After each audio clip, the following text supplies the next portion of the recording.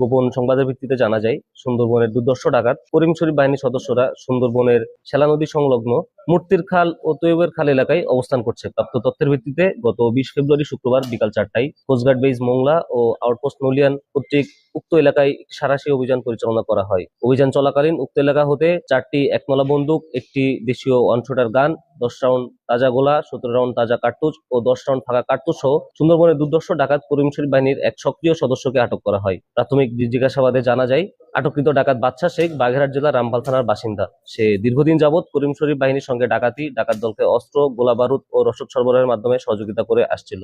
জব্দকৃত আলামত ও আটককৃত ডাকাতের পরবর্তী আইনানুগ ব্যবস্থা গ্রহণের কার্যক্রম প্রক্রিয়াধীন রয়েছে। ত্রয়োদশ জাতীয় সংসদ নির্বাচন উপলক্ষে কোস্টগার্ডের সদস্যরা নির্বাচন দায়িত্বে নিয়োজিত থাকার সুযোগকে কাজে লাগিয়ে কিছু অসাধু চক্র পুনরায় সুন্দরবনে সক্রিয় হওয়ার চেষ্টা করছে।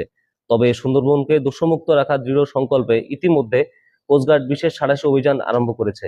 উক্ত অভিযানে সুন্দরবনে ডাকাত করিম শরীফ বাহিনীর 5টি আস্তানা ধ্বংস করা হয়। আমরা দস্যুদের উদ্দেশ্যে বলতে চাই, সুন্দরবনকে দোষমুক্ত রাখতে কোস্টগার্ডের এই ধরনের অভিযান ভবিষ্যতে অব্যাহত থাকবে।